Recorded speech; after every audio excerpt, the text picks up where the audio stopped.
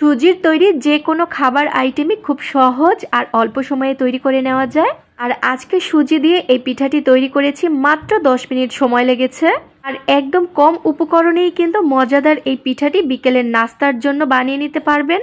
সুজির এই পিঠাটি খেতে একদম কেকের মতো হয়, ছোট বড় সবাই খেতে অনেক পছন্দ করবে। সুজির এই পিঠাটি থাকলে বিকেলের চায়ের নাস্তা একদম জমে উঠবে। আসসালামু আলাইকুম এভরিওয়ান। প্রথমেই সুজির ডো তৈরি করে নেব। তো এখানে আমি 1 কাপের মতো পানি দিয়েছি, সামান্য লবণ অ্যাড করে দিলাম, আর এখানে আমি চিনি দিয়েছি পরিমাণ অনুযায়ী, তারপর ভ্যানিলা এসেন্স দিয়ে দিলাম, 4 ফোঁটার মতো ভ্যানিলা এসেন্স দিয়ে দিয়েছি, তারপর সুন্দর মতো করে পানির সাথে মিশিয়ে নিলাম, তারপর অ্যাড করে দিয়েছি এখানে 1 কাপের মতো সুজি। আর ভ্যানিলা এসেন্স দিলে কিন্তু খুবই সুন্দর একটি স্মেল আসবে, খেতে ভালো লাগবে, মনে হবে যেন কেক খাচ্ছেন। বাচ্চারা খুবই পছন্দ করে খাবে।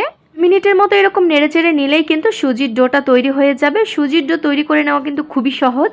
তারপরে দেখুন সুজির ডোটা কিন্তু ঠিক এরকম শক্ত হয়ে গেছে, একদম আটার ডোয়ের মতো। তারপর এখানে আমি 2 টেবিল চামচ পরিমাণ অ্যাড করে দিলাম গুঁড়া দুধ, 1/2 টেবিল চামচ অ্যাড করে দিলাম বেকিং পাউডার। এখন আমি খুব ভালো মতো করে একটু ময়ান করে নিচ্ছি। 2 থেকে 3 মিনিটের মতো হাতের সহনীয় গরম থাকা অবস্থায় সুজির এই ডোটা মেখে নিতে হবে। আমরা রুটি বানানোর জন্য আটা বা ময়দার ডো যেরকম করে মেখে থাকি ঠিক সেইভাবেই আমি মেখে নিয়েছি। এখন হাতে সামান্য পরিমাণ সয়াবিন তেল মেখে নিয়েছি, চাইলে কিন্তু এই অবস্থায় হাতে ঘিও মেখে নিতে পারেন। অল্প পরিমাণ ডো হাতে নিয়ে এরকম 2 হাতের তালুতে ঘুরিয়ে ছোট বলের মতো করে শেপ দিয়ে দিলাম। তারপরে কিন্তু 2 হাতের তালুর মধ্যে এরকম চাপ দিয়ে নিলেই খুব সুন্দর পিঠার শেপ হয়ে যাচ্ছে। অবস্থায় আপনারা কিন্তু অন্য ডিজাইন করেও বানিয়ে নিতে পারেন, তবে যেভাবে সহজ হয় আমি সেভাবেই তৈরি করে নিচ্ছি।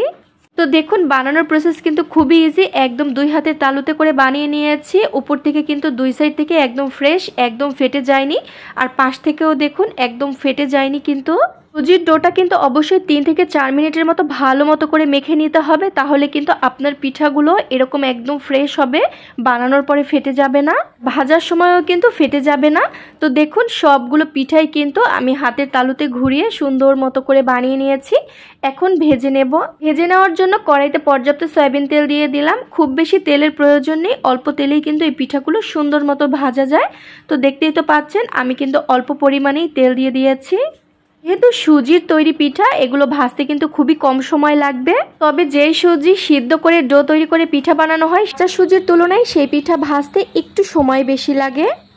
আপনি যদি কাঁচা সুজি দিয়ে ডিমের সাথে মিশিয়ে ডো তৈরি করেন সেই পিঠা কিন্তু দ্রুত ভাজা হয়। এটা কিন্তু একটা টিপস, আপনারা খেয়াল রাখবেন। তো 2 মিনিটের মতো ভেজে নিলে কিন্তু খুব সুন্দর কালার চলে এসেছে, দেখতেই তো পাচ্ছেন। তো আমি সবগুলো পিঠাই এক এক করে উল্টে দিচ্ছি। আর এই সুজির তৈরি পিঠাগুলো উল্টানোর জন্য কিন্তু স্প্যাচুলা বা এরকম খুন্তি ব্যবহার করবেন, কাঁটা চামচ ব্যবহার করতে যাবেন না, তাহলে কিন্তু উল্টানোর সময় এই পিঠাগুলো খুলে আসতে পারে। তো আবারও 2 মিনিটের মতো ভেজে নিয়ে আবারও অপর সাইড উল্টে দিয়েছি। তো 2 সাইড থেকেই কিন্তু খুব সুন্দর কালারও চলে এসেছে, আর উপর থেকে কিন্তু একদম মুচমুচে হয়ে গেছে, দেখতেই তো পাচ্ছেন। তো এখন আমি তেল ঝরিয়ে তুলে নিচ্ছি। সুজির তৈরি এই পিঠাগুলো কিন্তু উপর থেকে ক্রিস্পি আর ভেতর থেকে হয়েছে অনেক সফট। একটি পিঠা আপনাদের সাথে ভেঙে শেয়ার করব, তাহলেই বুঝতে পারবেন। বানানো যেমন সহজ, খেতেও কিন্তু হয়েছে দারুণ মজার এই পিঠাটি। তো দেখুন উপর থেকে একদম ক্রিস্পি আর ভেতর থেকে কিন্তু একদম কেকের মতো সফট হয়েছে, দেখেই তো বুঝতে পারছেন। আশা করছি আপনাদের কাছে ভিডিওটি ভালো লেগেছে। অবশ্যই ট্রাই করে দেখবেন বিকেলের নাস্তা